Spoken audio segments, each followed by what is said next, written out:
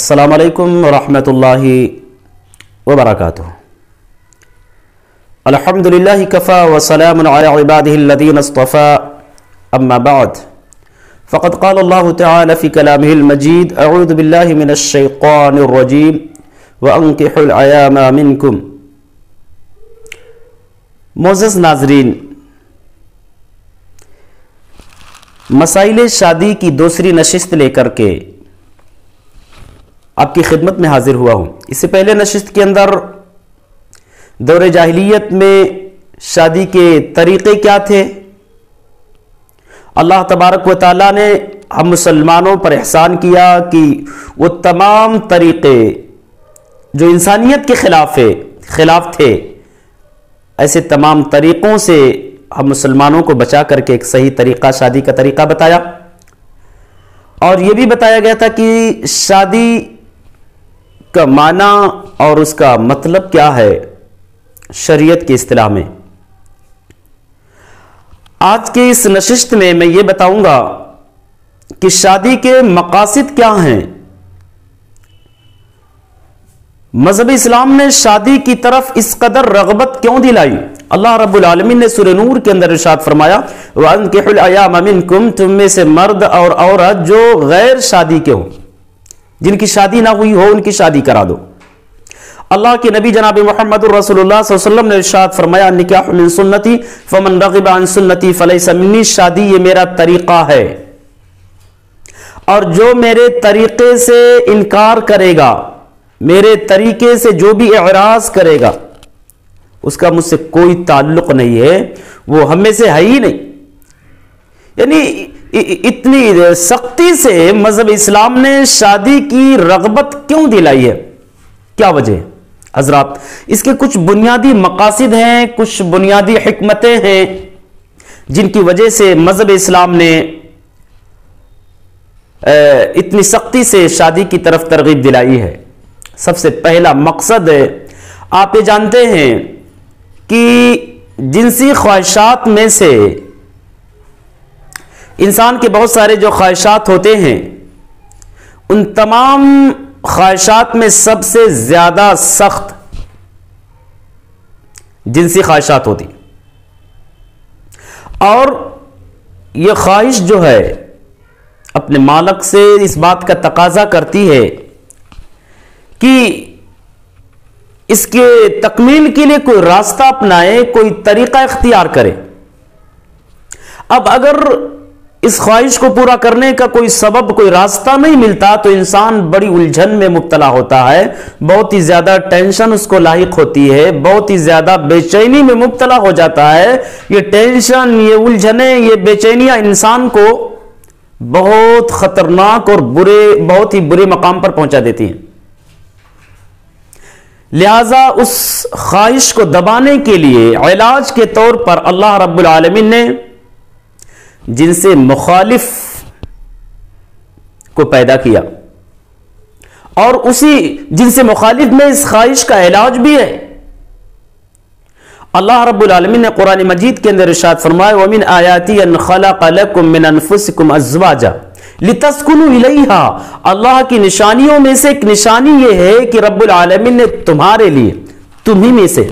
تمہاری بیوی کو پیدا کیا، لِتَسْكُنُوا إِلَيْهَا، تاکہ اس سے اپنی خواہشات کو پوری کرو، سکون حاصل کرو۔ یعنی جنسی خواہشات کو پوری کرنے کے لیے رب العالمین نے صنف مخالف عورت کو پیدا کیا، اور عورت کے حصول کے لیے سب سے مقدس طریقہ، پاکیزہ طریقہ شادی ہے نا۔ شادی کے ذریعے سے ہم عورت کو جو ہے اپنی بیوی بنا سکتے ہیں، اور اس بیوی کے ذریعے سے اس جنسی خواہشات کو ہم جو ہے پورا کر سکتے، اسے دبا سکتے، اسے کنٹرول کر سکتے۔ اس کے علاوہ کوئی اور دوسرا طریقہ، صحیح طریقہ، جائز طریقہ نہیں ہے جس طریقے سے ہم اس خواہشات کو دبا سکیں۔ ہاں، ایک اور طریقہ اللہ کے نبی جناب محمد رسول اللہ صلی اللہ علیہ وسلم نے ارشاد فرمایا اس خواہش کو دبانے کے لیے، کنٹرول کرنے کے لیے کہ وَمَن لَّمْ يَسْتَطِعْ فَعَلَيْهِ بِالصَّوْمِ، جس کے اندر شادی کی طاقت نہ ہو تو اس کے لیے بہتر ہے کہ وہ روزہ رکھا کرے۔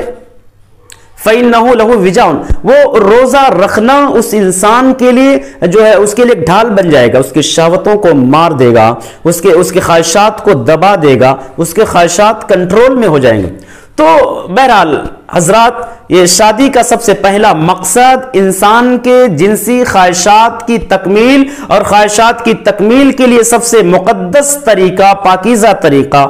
شادی ہے۔ اس سے بہتر کوئی اور طریقہ نہیں ہے، الا یہ کہ اس کے اندر طاقت نہ ہو تو روزہ رکھ لے۔ اور دوسرا مقصد صالح اولاد کا حصول ہے، پاکیزہ اولاد کا حصول، چونکہ آپ جانتے ہیں نسل کی بقا کے لیے اولاد کا ہونا ضروری ہے۔ اولاد کے ذریعے سے نسل بڑھتی ہے، سلسلے نسب باقی رہتا، محفوظ رہتا، اور پاکیزہ معاشرے کی تشکیل بھی اولاد ہی سے ہے۔ اولاد انسان اگر یہ نیک ہیں تو معاشرہ بھی نیک رہے گا، اگر یہ نیک نہیں ہے تو معاشرہ بھی نیک نہیں رہے گا۔ تو شادی ہی وہ مقدس طریقہ ہے، وہ مقدس ذریعہ ہے جس ذریعے سے ہم صالح اولاد کو حاصل کر سکتے ہیں، اپنی نسل کو بڑھا سکتے ہیں، اپنے سلسلے نسب کو باقی رکھ سکتے ہیں، دوسرا اور کوئی طریقہ نہیں۔ اللہ رب العالمین نے قرآن مجید کے اندر ارشاد فرمایا وَاللَّهُ جَعَلَ لَكُم مِّنْ أَنفُسِكُمْ أَزْوَاجًا وَجَعَلَ لَكُم مِّنْ أَزْوَاجِكُمْ بَنِينَ وَحَفَدًا۔ رب العالمین نے ارشاد فرمایا کہ اللہ رب العالمین نے تمہارے لیے تمہیں میں سے تمہاری بیویوں کو پیدا کیا، اور تمہارے بیویوں سے تمہارے بیٹوں کو اور تمہارے پوتوں کو پیدا کیا۔ گویا کہ سلسلے نسب کو باقی رکھا کس کے ذریعے سے؟ شادی کے ذریعے سے۔ تو شادی وہ مقدس طریقہ ہے جس طریقے سے ہم اپنے نسل کو بڑھا سکتے ہیں، اپنے سلسلے نسب کو محفوظ رکھ سکتے ہیں۔ تو ذرا دوسرا مقصد، تاکہ ہم صالح اولاد حاصل کر سکیں اور معاشرے کو پاکیزہ اور مقدس بنا سکیں، صالح معاشرہ بنانے کے لیے رب العالمین نے شادی کی جو ہے مذہب اسلام نے شادی کی ترغیب دلائی۔ اور تیسرا جو مقصد ہے شادی کے پیچھے، وہ مقصد یہ ہے کہ تاکہ لوگوں میں نرمی پیدا ہو، لوگوں میں شفقت و محبت کا شعور پیدا ہو، یعنی نرمی، شفقت و محبت کا جذبہ پیدا کرنے کے لیے رب العالمین نے شادی جیسی مقدس طریقے کی طرف رہنمائی فرمائی۔ کیوں؟ دیکھو، ایک شخص جب شادی کرتا ہے، جب ازدواجی زندگی میں وہ جب آ جاتا ہے، میاں بیوی کے ملاپ سے جب اولاد پیدا ہوتے ہیں، اولاد ہوتے ہیں ان کے پاس میں، اور وہ اولاد اپنی بچپنا ماں باپ کے زیر سایہ پرورش پاتے، نشوونما پاتے ہیں، پلتے ہیں، بڑھتے ہیں، تو ماں باپ اپنی محبت، اپنی نرمی، اپنا شفقت، اپنا پیار اپنے اولاد پر جب نچھاور کرتے ہیں تو گویا کہ وہ بچہ شفقت و محبت میں پلتا اور بڑھتا ہے، اس لیے اس کے اندر شفقت و محبت کا اور نرمی کا شعور پیدا ہوتا ہے۔ اور حضرات، یہ شفقت، یہ محبت، یہ نرمی معاشرے کو بہتر بنانے کے لیے بہت ہی زیادہ ضروری ہے۔ انسان کے اندر اگر محبت نہیں ہوگی تو معاشرہ قائم نہیں ہوگا، انسان کے اندر اگر نرمی نہیں ہوگی تو معاشرے میں جو ہے چین و سکون نہیں ہوگا، معاشرہ بہتر نہیں ہوگا، معاشرہ اختلاف کا شکار ہو جائے گا، معاشرہ جو ہے مختلف بیماریوں کا، مختلف الجھنوں کا شکار ہوگا اگر نرمی نہ ہو، شفقت و محبت نہ ہو۔ تو اس لیے جو ہے مذہب اسلام نے شادی کی طرف جو ہے رغبت دلائی ہے، تاکہ معاشرے میں شفقت و محبت ہو، نرمی ہو، اور یہ شفقت و محبت، یہ نرمی جو ہے انسان اپنے ماں باپ کی گود میں سیکھتا ہے، اور ماں باپ کے گود کو پانے کے لیے سب سے مقدس طریقہ شادی۔ اگر شادی ہی نہ ہو تو ماں باپ کا گود اولاد کو حاصل ہی نہیں ہوگا، ان کی پرورش صحیح پرورش نہیں مل سکتی، ان کے ذریعے سے بچوں کی صحیح جو ہے نشو و نما نہیں ہو سکتا ہے۔ اور چوتھا مقصد شادی کے پیچھے، تاکہ انسان کے اندر ذمہ داری کا احساس پیدا ہو جائے۔ چوتھا مقصد، انسان کے اندر ذمہ داری کا احساس پیدا ہو۔ دیکھو، انسان جب تنہا ہوتا ہے اس کو اپنی ذمہ داری کا احساس نہیں ہوتا، لیکن وہی انسان جب شادی کر لیتا ہے تو اس کے اندر احساس ذمہ داری پیدا ہو جاتی ہے۔ اس کو اب احساس ہوتا ہے کہ بیوی کے لیے کپڑے کا انتظام کرنا ہے، کھانے کا انتظام کرنا ہے، میک اپ کا سامان لانا ہے، دوائی درپن کا سامان لانا ہے۔ اب جب مزید بچے اس کے پاس بچے پیدا ہو جاتے ہیں، بچوں کے لیے ہر ایک چیز، کھانے، کپڑے کا، دوائی درپن کا، ان کے تعلیم تعلیم کا بندوبست، یعنی بہت ساری ذمہ داریاں اس پر عائد ہو جاتی ہیں، اور ان ذمہ داریوں کا جب اسے احساس ہوتا ہے تو وہ آدمی اپنے گھر سے باہر نکلتا ہے، بیرونی ذمہ داری کو سنبھالتا ہے، تجارتی میدان میں جاتا ہے اور وہاں کامیابی حاصل کرتا ہے۔ تو یہ ذمہ داری کا احساس کب ہوتا؟ شادی کے بعد۔ شادی سے پہلے انسان کو کوئی ٹینشن نہیں ہوتا، آزاد ہوتا ہے، لیکن جب شادی کے بندھن میں بچ جاتا ہے تو اس کے اوپر بہت بڑی ذمہ داریاں عائد ہو جاتی ہے، بہت بڑا بوجھ ہوتا ہے، اور اس بوجھ کو سنبھالنے کے لیے اسے کافی محنت کرنی پڑتی ہے، کافی بھاگ دوڑ کرنا پڑتا۔ تو یہ احساس کہاں سے پیدا ہوا؟ شادی سے۔ تو مذہب اسلام نے شادی کی طرف رغبت اس لیے دلائی تاکہ لوگوں کے اندر اپنی ذمہ داری کا احساس پیدا ہو، اور شادی کے پیچھے ایک مقصد یہ بھی ہے کہ ذمہ داری کی حد بندی ہو سکے۔ ذمہ داریاں جو ہیں، آدمی جب اکیلا ہوتا ہے تو بہت ساری ذمہ داریاں اکیلے برداشت کرتا ہے، بہت سارا بوجھ اکیلے اٹھاتا ہے، لیکن جب اس کا ایک پارٹنر، ایک ساتھی اور آ جاتا ہے تو اس کی ذمہ داری کم ہو جاتی ہے۔ اب جب شادی کر لیا تو گویا کی ذمہ داری آدھا ہو گئی، یعنی اندرونی ذمہ داری عورت کے ذمہ آ گیا، اور بیرونی ذمہ داری کا مالک شوہر ہو گیا، تجارت کا ذمہ دار وہ ہو گیا، باہر سے سودا مارکیٹنگ کرنے کا ذمہ دار شوہر ہو گیا، اور گھر میں بچوں کی تربیت کرنا، کھانا بنانا، گھر کو سنبھالنا یہ عورت کی ذمہ داری، چونکہ اللہ کے نبی جناب محمد رسول اللہ صلی اللہ علیہ وسلم نے ارشاد فرمایا کہ والرجل راع فی اہلہ وہو مسئول عن رعیتہ، کہ مرد جو ہے اپنی فیملی کا ذمہ دار ہے، اپنی بیوی کا، اپنے بچوں کا، اور اس سے اس کی ذمہ داری کے بارے میں پوچھا جائے گا، اپنے بیوی بچوں کے ساتھ کیسا سلوک کیا، کیا کما کر انہیں کھلاتا تھا کہ نہیں کھلاتا تھا، ان کے دوائی درپن کا انتظام کرتا تھا کہ نہیں کرتا تھا، ان کے علاج و معالجے کی غور فکر کرتا تھا کہ نہیں کرتا تھا، ان کے دین کے تعلق سے کوئی فکر رکھتا تھا کہ نہیں رکھتا۔ یہ ساری ذمہ داریاں جو ایک مرد کے اوپر عائد ہو جاتی ہے نا۔ تو بیرونی ذمہ دار مرد صاحب ظاہر ہوتا ہے، اور اندرونی ذمہ دار والمرأۃ راعیۃ فی بیت زوجہا، عورت اپنے شوہر کے گھر کی ذمہ دار ہوتی ہے، وہ مالکہ ہوتی ہے، گھر کے اندر بچوں کی تربیت ہے، بچوں کو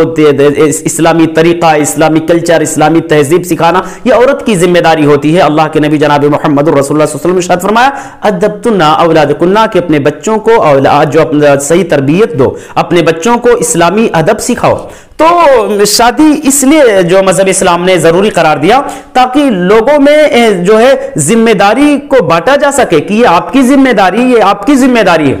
تو یہ احساس، یہ ذمہ داری کی حد بندی، ذمہ داری کا انتخاب، ذمہ داری کی تعین کہاں سے ہوتی ہے؟ شادی کے ذریعے سے۔ شادی کے ذریعے سے یہ حد بندی ہوتی ہے ذمہ داری کی۔ اور حضرات اس کے پیچھے ایک اور مقصد یہ ہے کہ اس سے جو ہے شادی کرنے سے انسان کی عمر جو ہے، بہت ساری رپورٹ کا میں نے مطالعہ کیا تو اس سے پتا چلا کہ شادی کرنے سے انسان کی عمر بڑھ جاتی ہے۔ اب ضروری نہیں ہے کہ 50 سالہ اگر اس کے تقدیر میں زندگی لکھا ہے تو 51 سال کی زندگی اس کو مل ایسا نہیں، یعنی اگر وہ شادی کر لیتا ہے تو شادی کے بعد اس کے بہت ساری الجھنیں، بہت ساری ٹینشن، بہت ساری پریشانیاں جو ختم ہو جاتی ہیں، ایک سکون کی زندگی گزارنے لگتا ہے، اور جب انسان سکون کی زندگی گزارتا ہے تو بہت سارے کام جو مدتوں میں نہیں کر سکتا وہ کم سے کم وقت میں کر کے دکھا دیتا۔ آدمی جب الجھن میں ہوتا ہے تو معمولی کام اس کے لیے ایک بوجھ محسوس ہوتا، پہاڑ جیسا بوجھ، لیکن جب سکون میں ہوتا ہے تو پہاڑوں جیسا بوجھ اس کو پھول کی طرح سے محسوس ہوتا ہے، آسانی سے وہ کام کر لیتا ہے۔ دیکھو حضرت خدیجہ رضی اللہ تعالی عنہا نے اپنے شوہر جناب محمد رسول اللہ صلی اللہ علیہ وسلم کو جب وہ نازل ہوئی اور اللہ کے نبی گھبراہٹ کے عالم میں، قرب و بے چینی کے عالم میں اپنی بیوی ام المومنین حضرت خدیجہ کے پاس آئے تو انہوں نے کیا ہی مثالی بیوی ہونے کا ثبوت پیش کیا، اور قیامت تک آنے والے تمام خاتون کو یہ جو ہے یہ پیغام دیا کہ ایک مثالی بیوی بن کر کے اپنے شوہر کے ساتھ رہو۔ حضرت خدیجہ نے کہا، اللہ کے نبی نے جب بہت سارے ٹینشن کا اظہار کیا کہ مجھے میری جان کا خطرہ ہے، تو حضرت خدیجہ نے کہا کہ اے میرے شوہر، اے میرے آقا، میرے سرتاج، اللہ تعالیٰ آپ کو برباد نہیں کر سکتا، ہے نا۔ اللہ کے نبی کو کافی تسلی انہوں نے دیا۔ اب جب نبی کو تسلی ملی تو باہر کے زندگی میں اور زیادہ متحرک ہو گئے، اگر تسلی نہیں ملتی تو اور زیادہ ان کو الجھن لائق ہوتا۔ تو سکون حاصل کرنے کے لیے اپنی بیوی کے پاس ہے، اور الحمدللہ رب العالمین نے جو بیوی کے اندر کشش رکھی، جو ذریعے سکون رکھا، جو اسباب پیدا کیا اللہ رب العالمین نے، उस असबाब के जरिए से इंसान को सुकून मिलता है। तो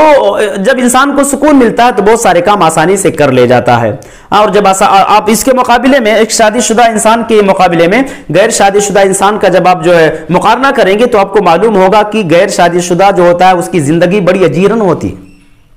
बहुत ही ज्यादा अजीरन बन जाती, बहुत बेचैनियां उसके पास, बहुत सारे टेंशन होते हैं, उसको पूरी रात जागने में गुजर जाती है, उसको नींद नहीं आती, दिन में समझ में नहीं आता क्या करना। गैर शादीशुदा और शादीशुदा जो होता है दिन भर मेहनत किया, रात में थका मादा बीवी के पास आया, बीवी ने थोड़ी खिदमत किया, वो शौहर उससे लज्जत हासिल किया, सुकून की नींद आई, आराम से सोया और फजर के वक्त उठ करके नमाज अदा किया। तो इस तरह से जब इंसान को सुकून मिलता है तो उसकी उम्र में इजाफा हो जाता है, यानी बहुत सारे काम जो मुद्दतों में ना कर पाए वो कम से कम वक्त में कर ले जाता है। और हजरात, शादी का एक मकसद ये भी है कि शादी के जरिए से शर्मगाह की हिफाजत होती है। चूंकि अल्लाह रब्बुल आलमीन ने कामयाब मोमिनों के कामयाबी के जो अलामात बताए हैं, कामयाब मोमिनों के कामयाबी के जो अलामात बताए हैं, उन अलामतों में से एक अलामत शर्मगाह की हिफाजत है। और शर्मगाहों की हिफाजत शादी के बगैर नामुमकिन है, शादी के बगैर नामुमकिन है। क्योंकि अल्लाह रब्बुल आलमीन ने इरशाद फरमाया वल्लज़ीना हुम लिफुरूजिहिम हाफिज़ून, वो लोग कामयाब हैं जो अपने शर्मगाहों की हिफाजत करते हैं। अब आप बताओ, अगर आप शादी नहीं करते हैं तो न जाने कैसे कैसे ख्यालात और कैसे कैसे जो बेहयाई और बदकारी की बातें और चीजें जहन में आती हैं, न जाने कहां कहां आप भटकते हैं, जिससे शर्मगाह की हिफाजत करना बहुत मुश्किल हो जाता, बल्कि ये कईयों का ये नामुमकिन हो जाता। तो शर्मगाहों की हिफाजत के लिए शादी करना जरूरी है। और इसलिए भी एक और मकसद है शादी के पीछे, इससे जो है नस्ल बाकी रहती है, नस्ल की बका होती है। शादी नहीं करेंगे तो आपका सिलसिले नसब खत्म हो जाएगा, आपसे आपके खानदान का खात्मा हो जाएगा, आप ही इन होंगे, अपने खानदान के आखिरी फर्द होंगे। शादी कर ली, अल्लाह रब्बुल आलमीन ने औलाद दिया तो आपका जो है नसब नामा बाकी रहेगा, आपका खानदान बाकी रहेगा, आपके खानदान का नाम बाकी रहेगा, आपका खानदान जो पलता और बढ़ता रहेगा, फलता फूलता रहेगा, है ना। तो इस तरह से बहुत सारे मकासिद हैं, बहुत सारे अगराज हैं जिनकी बुनियाद पर अल्लाह तबारक व तआला ने, मजहब इस्लाम ने शादी को जो है बहुत ही ज्यादा जरूरी करार दिया। बल्कि अल्लाह के नबी ने यहां तक कह दिया कि अगर शादी आप नहीं करते हैं, शादी का इनकार करते हैं, तो आपसे मेरा कोई ताल्लुक नहीं है। तो हजरात, ये चंद मकासिद थे शादी के लिए जो बहुत ही ज्यादा अहम है। इन मकासिद को मद्दे नजर रखते हुए मजहब इस्लाम ने शादी जैसी मुकद्दस चीज को हम इंसानों के लिए जरूरी करार दिया। हम अल्लाह से दुआ करते हैं कि बारे इलाहा हम तमाम मुसलमानों को इन तमाम मकासिद को समझते हुए वक्त पर शादी करने की तौफीक इनायत फरमाए। आमीन। अस्सलाम वालेकुम व रहमतुल्लाहि व बरकातहू।